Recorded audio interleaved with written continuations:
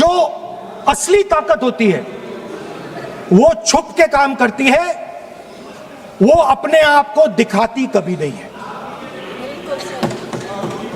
अब मैं ये आपको बता क्यों रहा हूं? Because there is, everybody knows, a partnership between our friend the magician and the businessman. ये तो तरीका ठीक नहीं है। नाम नहीं लिया सर, सर मैजिशियन बोला है sir. I've said magician. No Sir, I've said magician. I didn't even say PM. माननीय आप प्रतिपक्ष के नेता है, बोलने दीजिए सर। मैं आपको मैंने संसद की गलती क्या गरिमा की है, से बोलने देने का अधिकार है, लेकिन संसद की गरिमा बनाए रखना भी मेरी जिम्मेदारी है। सर द प्रॉब्लम इज, नहीं ये सर, खत्म करता हूं, सर। उचित नहीं है। Sir I will finish sir. नहीं, अनपार्लियामेंट नहीं है, पर ये संसद है। ऐसा नहीं है कि आप जो चौराहे पे बोलो संसद में बोलोगे। संसद की अपनी मर्यादा गरिमा होती है। Sir, let me. I'll finish. Speaker, sir, what has happened? There is a partnership, and then there is a hidden power. Massive, extremely strong, but completely hidden. Okay? And that power, that force, that does not show itself, but is there, knows the entire history of the magician. It knows every single detail about the magician from when he first came into politics till when he arrived as Prime Minister. And it is using that information, ना ये तो it is using the information to shape. No no देखिए मैं आपको फिर कह रहा हूँ राहुल गांधी जी, क्या बोल रहा हूँ सर? आप नो नहीं, वेणुगोपाल जी ये उचित नहीं है। Don't disturb us, sir. मैं Let them reply, disturbance- sir. Home Minister is going to reply. मैं आपको Why you बताऊं, worry, होम sir? मिनिस्टर साहब भी बोलते हैं, विधेयक पे बोलते हैं। जो भी बोलता है विधेयक पे बोलता है। आप भी बोले हमने किसी को टोका नहीं। प्रियंका जी बोला हमने कोई टोका किसी को, लेकिन सदन की गरिमा मर्यादा बनाने की जिम्मेदारी तो अध्यक्ष की है ना। नो कितने बार disturb कर दिया? विधेयक में सर बोलने तो दीजिए सर। बोलने दे रहा हूँ ना मैं आपको। नहीं विधेयक बोलने में दे रहे sir. Sir this action, okay speaker sir, I वो उधर जाऊंगा नहीं सर। Sir this action, please understand what has happened here. It is important that everyone understands. The BJP knew, they knew very clearly that this bill actually cannot be passed. They knew it. They're not stupid. They knew every opposition person would oppose it. This bill cannot be passed. This was a panic reaction.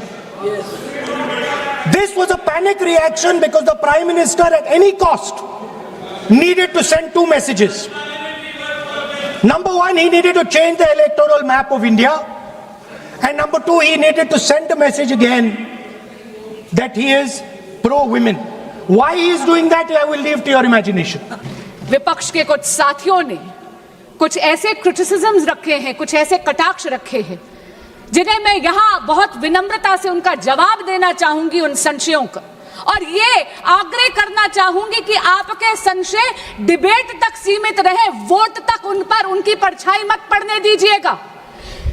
माननीय उपनेता सदन ने कहा कि हम आरक्षण के पक्ष में नहीं हैं। मैं उन्हें याद कराना चाहती हूं कि 40 बरस से इस देश की बेटियां प्रतीक्षा कर रही थी नारी शक्ति अधिनियम लागू हो, महिला आरक्षण लागू हो। ये नरेंद्र मोदी सरकार है जो सर्वसम्मति से इसको पारित कर कर कानून बना पाई सितंबर 2023 से। तो हमारी नीयत साफ है, हमारी नीति साफ है, ये तो परिलक्षित हमने सितंबर 2023 में ही कर दिया।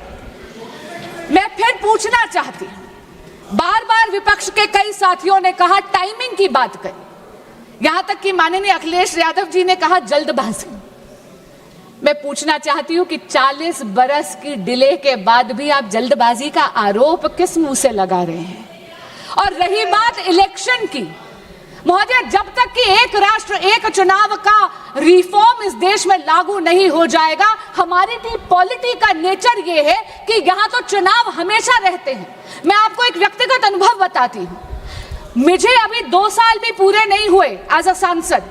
जून में 2 साल में कंप्लीट करूंगी, लेकिन बंगाल का चुनाव 7वां चुनाव है जिसमें योगदान करने का मुझे मौका मिल रहा है। इसलिए चुनाव तो यहां चलते रहेंगे, लेकिन चुनाव बहाना नहीं बन सकता हमारे देश की मातृशक्ति का हक मारने के लिए। अखिलेश जी ने विचार परिवार की भी बात करी। मैं शायद वो इस बात से अवगत नहीं है, क्योंकि मैं भी राष्ट्रीय सेविका समिति की ही एक कार्यकर्ता हूं। पिछले 90 वर्षों से राष्ट्रीय सेविका समिति संघ के साथ कदम से कदम मिलाकर इस देश की सेवा कर रही है। महोदय, एक भय, एक भ्रम बना दिया गया है डीलिमिटेशन को। मैं आपके माध्यम से ये बात स्पष्ट कर दूं हमारे विपक्ष के साथियों को, डीलिमिटेशन यानी परिसीमन भारतीय जनता पार्टी का प्रपंच नहीं है। It is not a conspiracy of the BJP, it's the constitutional mechanism. वही कॉन्स्टिट्यूशन, वही संविधान जो बाबा भीमराव अंबेडकर जी ने बनाया है, उन्हीं के रचित कॉन्स्टिट्यूशन में ही ये प्रावधान है, ये मैकेनिज्म है जहां पर डीलिमिटेशन अनिवार्य है। पर महोदया, मैं बहुत विनम्रता से कहना चाहती हूं, नारी शक्ति वंदन अधिनियम को लागू करना मंजिल है, परिसीमन केवल और केवल राह है। आप राह और मंजिल में कंफ्यूज मत होइए।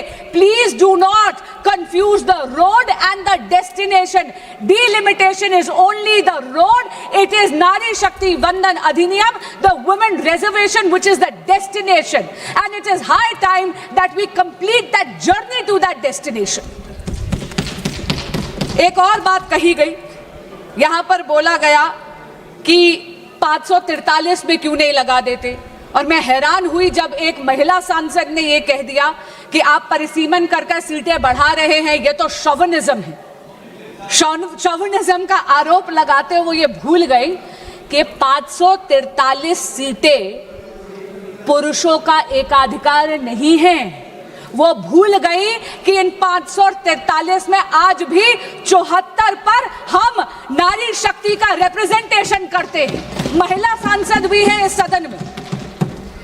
आप रिजर्वेशन को एब्स्ट्रैक्ट में लागू नहीं कर सकते। आपको रिजर्वेशन को आइडेंटिफाइड कॉन्स्टिट्यूएंसीज में ही करना पड़ेगा, और इसीलिए परिसीमन आवश्यक है, सीटों की बढ़ोतरी आवश्यक है। कई लोगों ने पूछा कि आप 543 में ही क्यों नहीं लागू कर देते। मैं याद कराना चाहती हूं कि ये जो अभी कॉम्पोजिशन है 543 सीटों की, ये 1971 के बेसिस से, उनके सेंसस के बेसिस पे है। तब भारत की पॉपुलेशन वाज ओनली 51.4 करोड़। आज भारत की पॉपुलेशन 3 दुगनी हो गई है। हम आज 140 करोड़ का देश है। महोदया, ये सदन अनर्थ करेगा अगर महिला सशक्तिकरण की केवल बात करता है और महिला आरक्षण पॉपुलेशन को रिफ्लेक्ट करते हुए इंप्लीमेंट नहीं करेगा। नारी शक्ति वंदन अधिनियम के इफेक्टिव इंप्लीमेंटेशन के लिए यह अनिवार्य है कि परिसीमन हो और सीटें बढ़ाई जाए। 74 से 273 तक का ये जो सफर है, ये केवल मातृशक्ति के उत्थान के लिए नहीं, ये इस राष्ट्र को सुदृढ़ करने के लिए, इस राष्ट्र में एक स्वर्णिम अध्याय लिखने के लिए।